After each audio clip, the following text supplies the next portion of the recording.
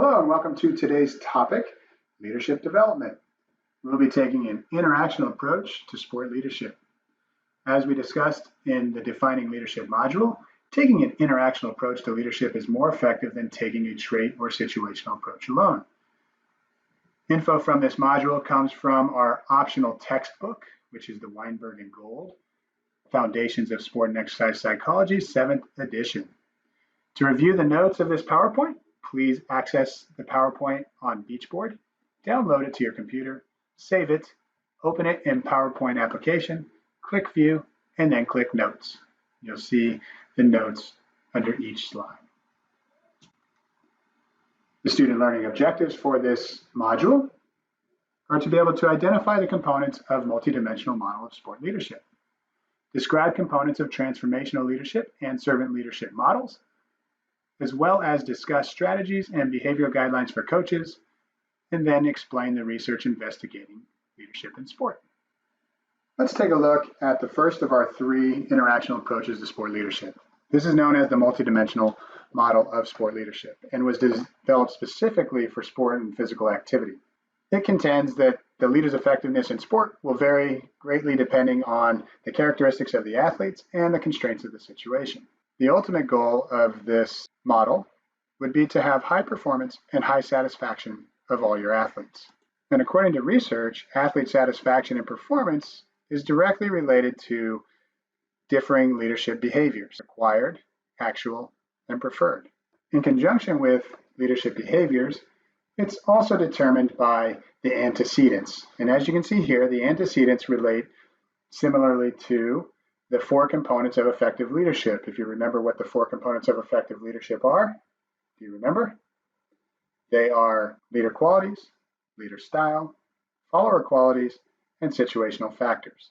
So as you can see here, three of those components directly relate to leader behaviors, which then directly relate to the consequences. So putting that in terms of an interactional approach, you can see that leader characteristics are really the personal factors, whereas the situational characteristics and member characteristics are the situational factors, leading us to that interactional approach. Let's now define the three types of leader behaviors. It's important to understand these leader behaviors because they all play together to give us our outcomes, and that outcome is high performance, high satisfaction. So the three types of leader behaviors are required, actual, and preferred. With the required behavior, these are the organizational norms and or role norms. For instance, coaches have an expectations of how they're going to interact with their athletes, with reporters, with spectators, with parents. Teachers have a norm of how they should behave in class, with parents, with the administration. Actual behavior is that which is exhibited. So actual behavior is affected by one's personality, their ability, their length in leadership, their experience, and it's indirectly influenced by the group's preference and even the situation. So going back to the personal and situational factors. So interactional approach right in there too. Lastly, you have the preferred behavior. And this is what the group members prefer. They may prefer autocratic over democratic or vice versa. They may prefer a transformational versus a transactional type of leader, right? So really what these members are looking for, they're looking for guidance and social support and feedback. And understanding your participants is critical to this because if we can understand what their preferred behavior is, we can match the right leader with them, or if we are the leader, we have to be able to adjust and adapt to our group member preferences. These preferred behaviors are also influenced by the age, gender, and experience of the group members. For instance, the preferred behavior of a youth coach versus an elite athlete coach will be different. So again, understanding the differing types of behaviors that we have and the leader behaviors that are expected will help us get to our consequence of having high performance and high satisfaction. So what does research tell us about how we can predict what will happen with us understanding these behaviors? So First and foremost, if all three of these leadership behaviors agree, meaning that you have the required behavior matching the exhibited behavior, matching the preferred behavior, then you're going to have positive outcomes of performance and satisfaction. So that's the best case scenario. Another scenario would be that if your required behavior and your actual behavior, so they match, but they differ from the preferred behavior, well, you may get optimal performance, but you're unlikely to get optimal satisfaction. And in a third scenario, if actual behavior and preferred behavior differ from the required behavior, you're likely to get optimal satisfaction, but not optimal performance. An example of this would be a coach that is very athlete oriented. They are all about making sure that they're pleasing the athlete. Now, what's required of them as a leader may be that they challenge their athletes. It might be that they set high standards. But if they don't do those things, if they don't meet their required behavior and their actual and preferred behavior do match, again, you'll end up with a great experience, but maybe not the greatest performances or the greatest results. Next, we have our transformational leadership in sports. Again, another interactional approach. And really what we're looking for here is to empower our athletes, enhance their self-efficacy, right? We want to build trust. We want to do these things. And how do we do that? Well, if you remember back in our defining leadership module, transformational leaders lead with a vision. They attract willing followers because they're a trusted role model. They're respected, right? Then, by leading with this vision and challenging our athletes to take on difficult tasks, we help build that efficacy, that the self-efficacy and competency in being able to produce and perform in the way that's required of them. Transformational leaders also intellectually stimulate their participants and their followers, right? And this goes back to somebody like Phil Jackson, right? For those of you that are basketball fans, you'll probably be highly attuned to this, but those that aren't, here's a quick snippet. Phil Jackson was one of the first coaches to not call timeouts when his team was struggling.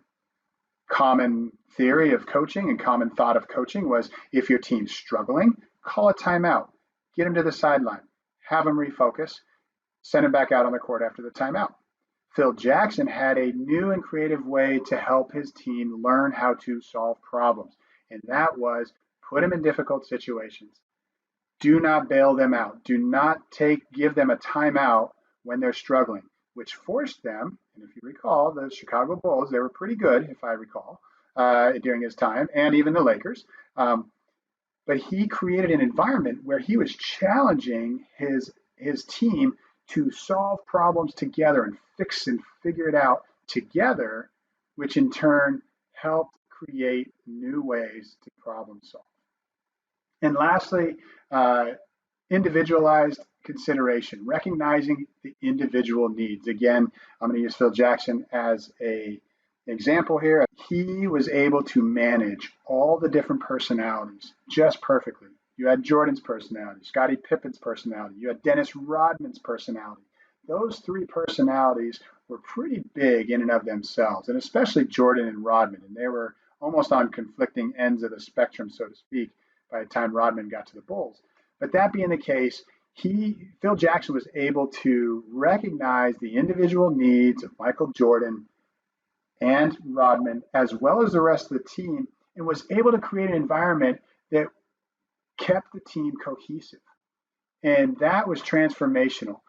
Some key points of research here. One is that female collegiate athletes desired coaching that was motivational, that set high expectations, that demanded them to give themselves physically to challenges. Another finding from research is that college athletes exposed to inspirational motivation and intellectual stimulation actually led to more positive peer-to-peer mentoring in the psychosocial area and in the vocational area. So it really helps set the stage for athletes to begin to help other athletes solve their issues socially, um, you know, within and academically. And that's an important key when we're learning to coach, is that we can't always be the problem solvers. Coaches can't always solve the problems. And if you teach your athletes or your followers to solve their problems and to rely on one another, that's going to build relationships, that's going to build camaraderie, and in turn will build greater team cohesion. Another finding from research is that youth soccer coaches with transformational leadership styles actually led to positive development in social and personal skills, as well as goal setting. Again, when you're a transformational leader and you're looking to be task mastery over outcome oriented, you're more likely to set day-to-day goals, practice goals, weekly goals, those kind of things. And so by doing that in and of itself, you become the one who empowers your athletes by giving them these skills. Now, there's some to note here, and it was mentioned in class before, but I want to make sure it's stated again, and that is that the research clearly indicates that inspirational motivation isn't about speeches. It's about your everyday actions. And it's so important that as a transformational leader, that you walk the walk. That if you are asking something of your athletes, that you are able to exhibit that behavior as well. Our last interactional model that we'll review today is our servant leadership and sport model. And as the name implies, this type of leadership focuses in on service to others. Now, these leaders are really all about building a better tomorrow. They want growth and development from their followers, their athletes. They also desire to build a community. They are caring, empathetic listeners. They are really out for others. They're others-centered, not self-centered. So the thing about all these leadership models is that they can all work together, in which they all do, right? You can be a transformational servant leader. You can use the multidimensional model to help make sure that you are staying on track with the different types of leader behaviors that, one, are required, that are actual, and that are preferred. And that you're using that model to incorporate transformational and leadership models to be the most effective coach possible. By being the most effective coach possible, we are leading our athletes and our followers to be empowered, build competency, build community, create autonomy, right? These are all keys to improving performance, right? If you remember what intrinsic motivation boils down to, it's being able to be autonomous, feeling competent, and having community or feeling like you belong. Transformational leaders, by and large, develop intrinsic motivation within their athletes. And that is backed up through research. What does the research say about the servant leadership model? It states that you're going to get improved performance, that there's enhanced team cohesion, and that you'll actually be a successful coach. Because you're giving focus to the service of others, it's not surprising that many kinesiology professionals actually adopt this type of style.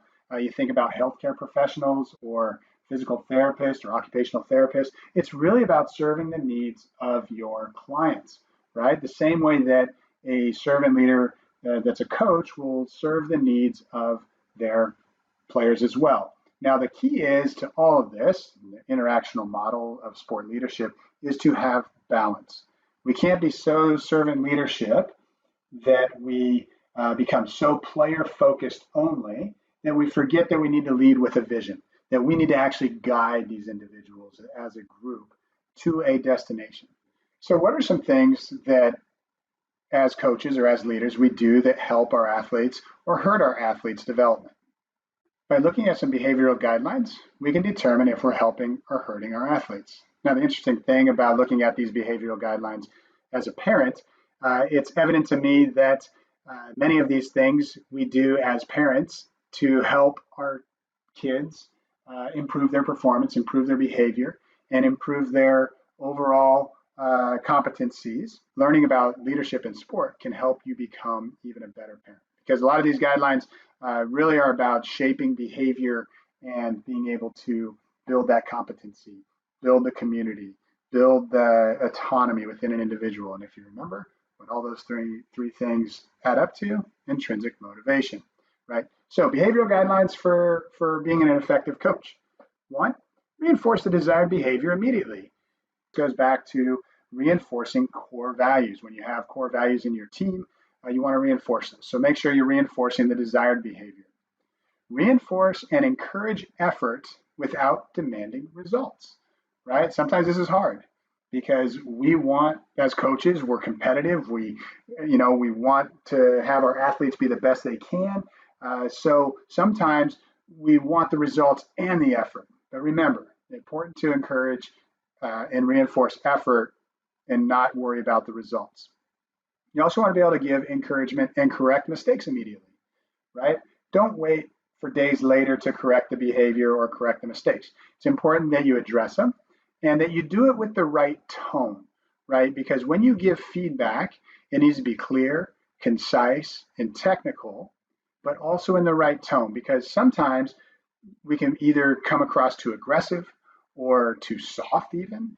And it goes back to knowing your athlete. We have to have a great understanding of our personality of our athlete and or our group to understand how we need to address them in the proper way. We also want to reduce fear of failure by reducing the punishment after mistakes. How many of you played on a sports team to where as soon as you made a mistake, you just said to yourself, oh no, coach is going to take me out, right? That type of coaching leads to instilling fear of making mistakes. And when you have fear of making mistakes, you're going to be hesitant. And when you're hesitant, you're not able to just be in the moment. You have a fear of failure. So we need to reduce the fear of failure by reducing punishment after mistakes. All right, let's tie it all together. Let's tie in the interactional approach models and the research. One, we need to lead with a compelling vision. We need to instill pride through inspirational communication. And remember that inspirational communication, it's in our day-to-day actions. It's in our core values. We also want to stimulate our participants intellectually in addition to being physically stimulated, right? And this intellectual stimulation will help us become better problem solvers. We want to make sure that we give individualized attention so that we can help with the personal growth and the self-efficacy of an individual. We want to promote self-efficacy and self-esteem overall. This comes from being able to teach our mental skills like proper self-talk, arousal regulation, being able to set goals and achieve those goals because that builds competency, which leads to increased self-efficacy. So promote self-efficacy and self-esteem. Yes, we want to emphasize going for greatness. Don't be afraid to be great, but don't do it at the cost of others or the cost of yourself having to do or partake in maladaptive behavior. We want to foster both cooperation and competitiveness. Cooperation helps us in problem solving, helps us with team cohesion, but the competitiveness keeps us on point, keeps us driven, keeps us constantly trying to be 1% better every day.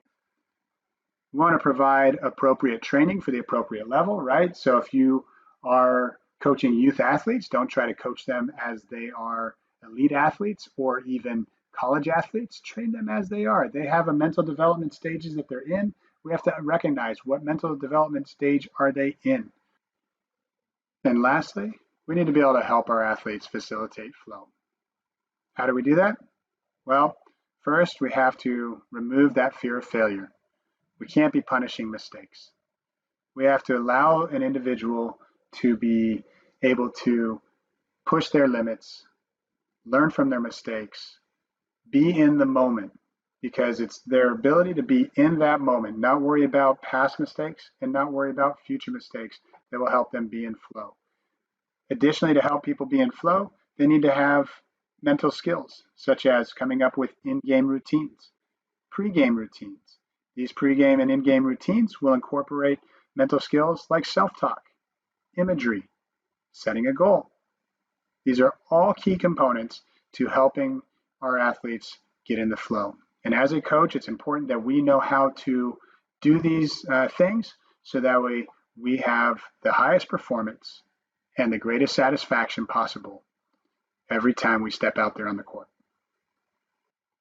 Taking that all into consideration, looking at all our interactional approaches and models, to sport leadership and understanding the multidimensional model of where our behavior is impacted by both the member characteristics, situational characteristics, and our own personal characteristics, all will help us get to that end outcome, which is greatest performance, greatest satisfaction. Helping our athletes be 1% better every day should be our ultimate goal. In doing so, we will build intrinsic motivation, we'll help build their autonomy, their competency, and make them feel that they're part of their community. Thank you for your time, energy, and effort today in this module.